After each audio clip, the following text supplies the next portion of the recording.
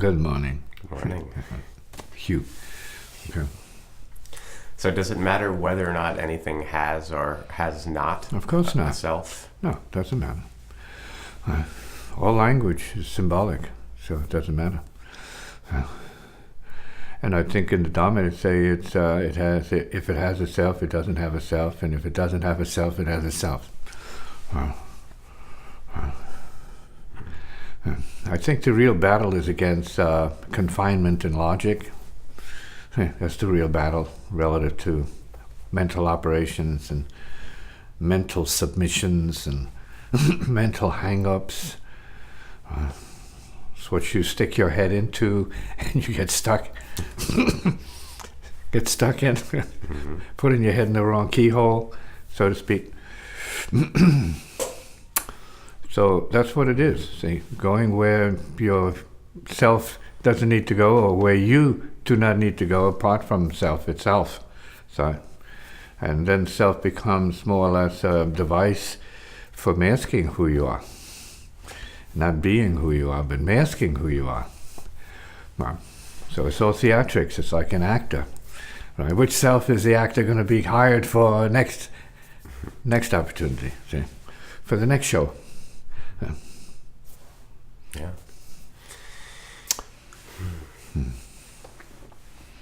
You were talking about a concrete higher self. Why not a metal one? An iron one. Go ahead. What did you mean? Why are you asking that question? It's interesting, but in what context? Well, the definiteness of self as... Well, that's made. That's ego. Well, forget about the word self now. Now it's being used. It's been thrown around like a certain kind of ball. We're talking about egoic self-limitation. So that's the culprit. That which holds the being back.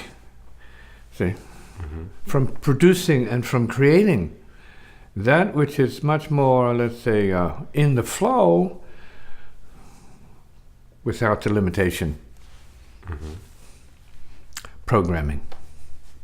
In other words, each individual that believes in the self or themselves as a self, whatever that is, right, is holding themselves back. See? And in that case, to think is bondage, to believe is bondage, to anything is bondage. To be anything is bondage. See? When it's already been mapped out by the masters that what it is beyond your programming. See, beyond your concerns about being anybody or anything. Beyond that. Way beyond that. Going back to the leaf on the tree-ness. That kind of nativeness. Movement in the form of a nice cool breeze, warm breeze, on the beach, nice open space. And so to get to that open spaciousness is not a self, it's a way of breathing and being then. Beyond self, limitation, self-division, self-confusion, see, self-disturbance, all of it.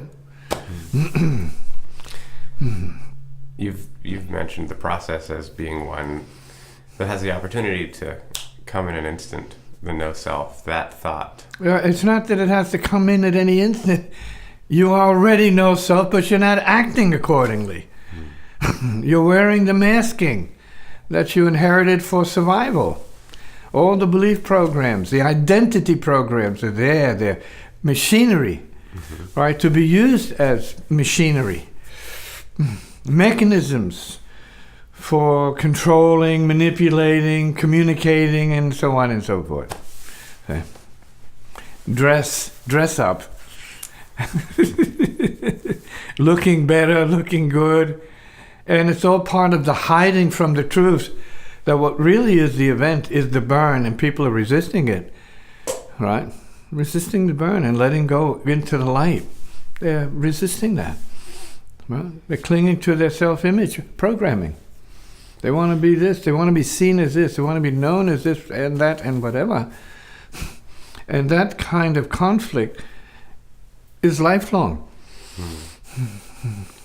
Although it seems like for humans, that type of relationship to separateness, the egoic contraction is a very natural part of this. No, it's completely unnatural. What's natural is being beyond that and breathing easily. See? So, for instance, when people who are working in the normal 9 to 5 structure of habit programming, right? Work, let us say, if you can call it that, work, scheduling and whatever. And you are doing that for a certain period where you are so stressed out you want to go on vacation. It's like a natural compensation or balance to what it is you are doing all the time, killing yourself, right? Doing all the time, limiting yourself all the time, but you have to do it. You want to get out where you can breathe easy. That impulse is enlightenment. So, going to zero. So it's not like you don't already have no self-enlightenment. It's already there, you just use it cheaply. See? You're cheating yourself from really realizing and going deeply into this whole impulse of wanting to get away from the neuroses, the pressure, the craziness, the suffering.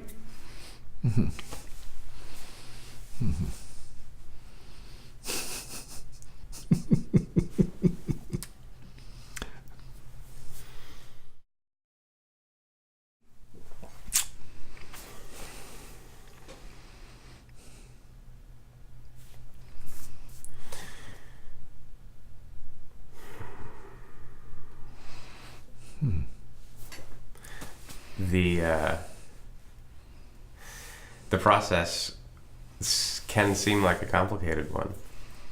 True. It's completely uncomplicated. It's the simplest thing in the world to know what it is that being is beyond the culture or the culture's version of who you are, which is not who you are. It's what they want you, or it wants you to be showing up as. In the crazy structures of human existence. Which is basically an unenlightenment condition. To be less than enlightened. Whatever that is.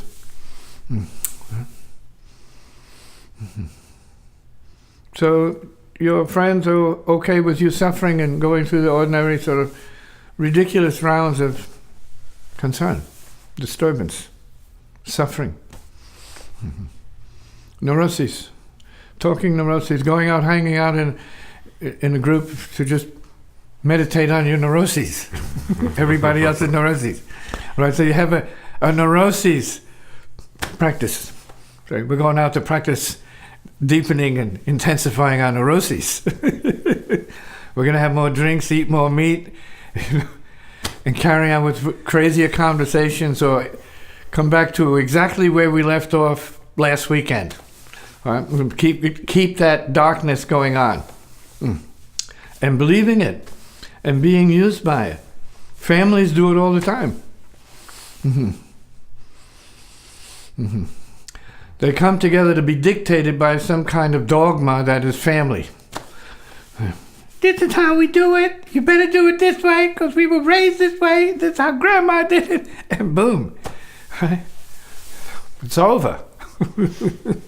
There's no breathing. There's no life. So, conformity to the absurd. The same is prevailing in science and art. So, as a musician, I'm kind of like a misfit. Yeah, complete misfit, because I don't believe what they're doing.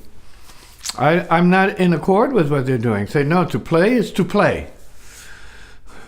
You open from the inside out and you play. It's not a mystery. It's not complicated. To breathe and do what music requires you to do. In other words, it's natural when you allow it to be natural. But it's not natural when you're thinking all this other stuff and believing all this other stuff and following everything else. You're lost in a maze of confused So reality, whose is it? What is it? It's a block. That's the obstruction. Believing, perception, when there is no perception.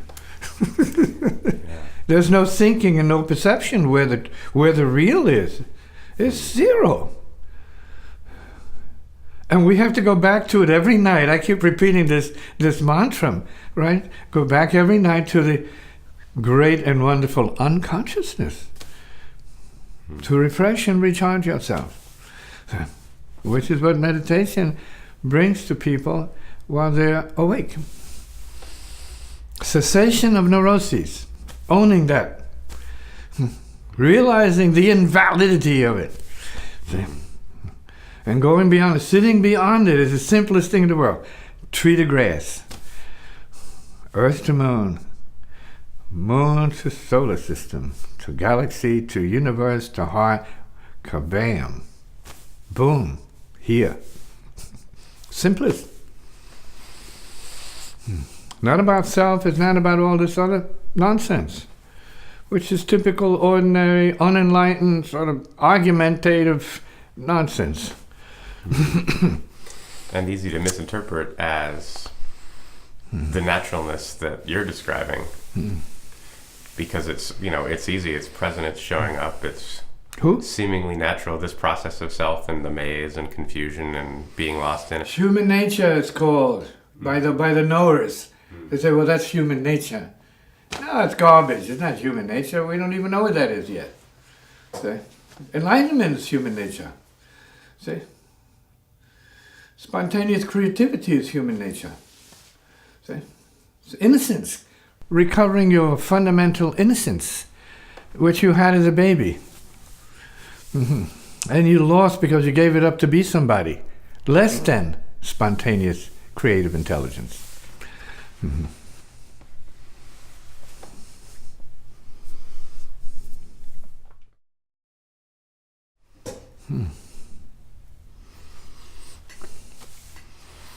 I will say on occasion, depending on the question, that we are born to progress.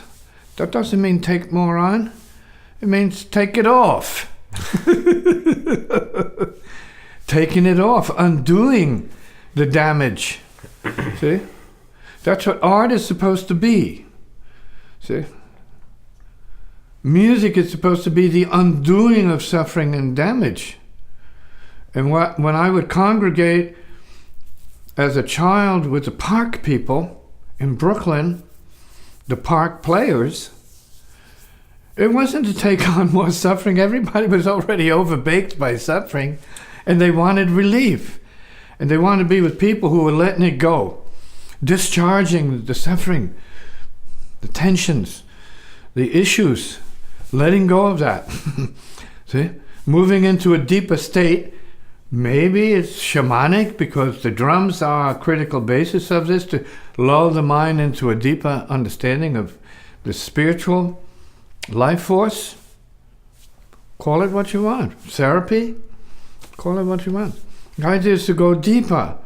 Get away from what you've allowed society, family, country, right, relations to make you or turn you into.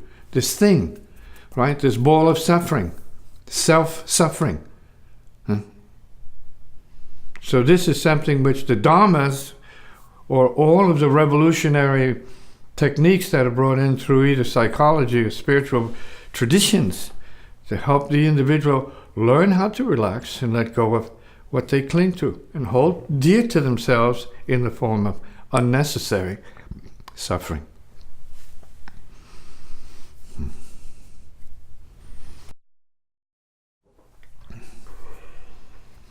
See, people don't want to give up what they don't really know they're being used by. They're being used by their programs, their talk programs, their fear programs. That's the big one, that's hidden in there. The fear of liberation and coming to terms with absolutely nothing. Having to face being that. Come on. Yeah, that's a crazy requirement. But It is what it is, because when the clock runs out and your time to depart this plane shows up, it's over. The charade is over. You're being the body and the person, that's over. And you hope, you really do, while I'm addressing this to the living, you hope that when your time comes, you're not cast because of your ignorance of spiritual law and reality, you're not cast into the darkness of the astral plane amongst the ghosts, the hungry ghosts out there. This sounds like a far-fetched fantasy. No, that's the real world. And how many eons you have to spend in the realm of ghosts because you didn't pay attention to a deeper state of consciousness, which is really offered, passed by intelligent beings to help you to step up to a higher level before you are doomed to who knows how long in the astral world. In darkness, under the control of stronger spirits, entities, forceful ones, powerful ones. No joke. The great master called Guru Rinpoche was called to go to Tibet to cleanse the country of demons. Big time. He did it. He went there and lived in the cemeteries, right? And took care of business. And he was rewarded highly by the kings for doing it, and given princesses as part of his gift for doing such a great service for Tibet. See? A very highly spiritual place. But was dominated back there around the 8th century, 9th century by demons, according to certain historic legends or records, accounts, so on. So this whole spiritual thing is powerful. It's real. And it's actually very much the case in this time, in this country, as well as other countries, where the spirits are having their way with what's going on. We're not talking about good spirits necessarily, or higher spirits, obviously. This country has descended into a phase of darkness, unlike any others recently. Okay? Ignorance is darkness all the time. But this here is definitely darker phase because it's here to show up as unspiritual activity. That is, it's not about the liberation of other beings. It's about the domination of other entities and beings here by way of the ego, the force of the ego. Not the force of spirit, but the force of the ego. Domination to make others smaller. See, not to liberate others. We see this. We're not talking about parties, particularly. We're talking about evolutionary levels of intelligence. Or the lack thereof. Progression, expanding into lightness, higher intelligence. See, maybe these would be considered liberal ideas. Definitely. Enlightenment, liberation ideas, for sure. Well, from Christian levels, Buddhist levels, Hindu levels, and other levels, native levels, same thing. Expanding into universal intelligence. Big deal. We all need it. We all need the spiritual, a higher spiritual. See? Not more dogma. More self-imprisoning dogma. But liberation, plain and simple. Phew.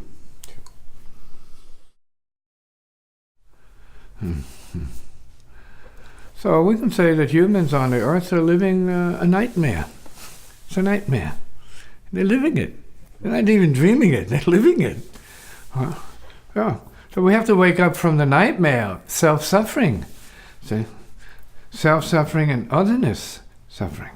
See, fear of other, fear of race, fear of love, fear of freedom. We have to overcome that in our own case. We have to be recovered to a basic sense of spiritual reality. Spiritual reality, not material ego reality. Not materialism. Spiritual reality. Lightness, peace, intelligence, solution. Not domination, creating worse problems than already exist. We're talking about a poverty of intelligence here.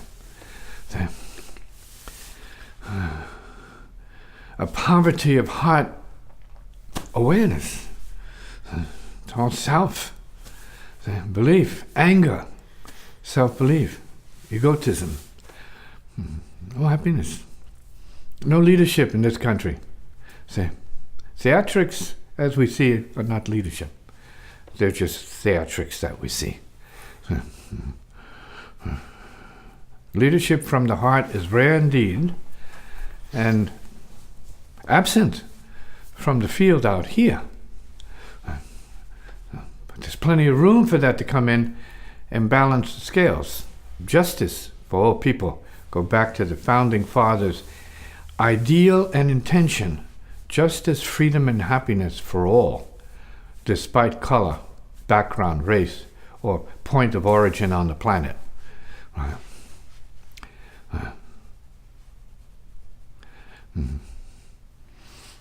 This is an immigrant nation, which is being denied now by some people, which is fine.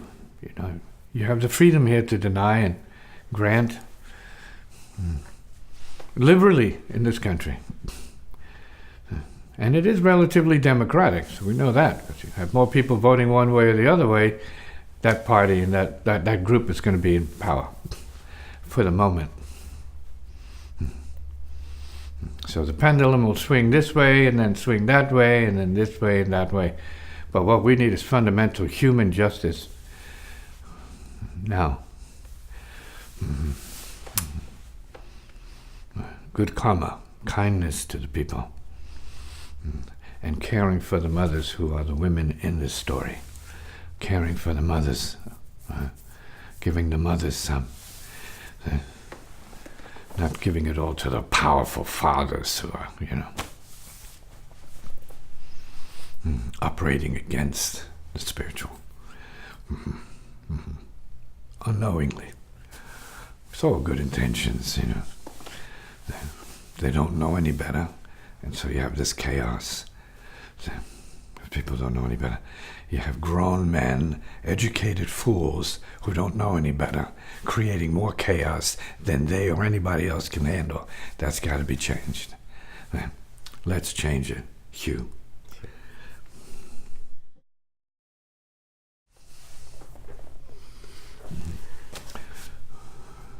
One of the issues that arises in this conversation is that people are controlled by doubt. So when they are in the darkness of doubt, and doubt is a darkness, and separated from reality, I don't mean material reality, but spiritual reality. In terms of their unconscious avoidance of the level of reality that the real spiritual is, in all beings, because it's a universal condition that people have to evolve into because it's there, and wake up to because it's there, and you can undo your resistance or blood, karma, family resistance, cultural resistance to knowing better. This is the evolutionary fact. So from doubt you can move up to believing that there's more than what you are victimized in terms of doubt by. It's a shared doubt. You have humans sharing their nature of doubtfulness with others, reinforcing that condition. So it's better to believe there's more. That's a possibility. Because you can become what you believe in some cases. Because you can believe you can have a happier life, and then you must find out how to attain that. See? And not be plagued by it or bound to a lesser than spiritual approach to living on earth at this point. Heaven is here now. It's not anywhere else. It's here. It's not up there in the clouds. See? It's not afterlife. There's no guarantee of that. No one can guarantee you that. Darkness is also the afterlife, and a worse one than this. See? It's worse. We have the precious gift now of altering, transforming, and creating, let's say, more than the belief in the light by cultivating a sense of the light with those whose specialty is the realization of light itself. Don't believe that. Know it.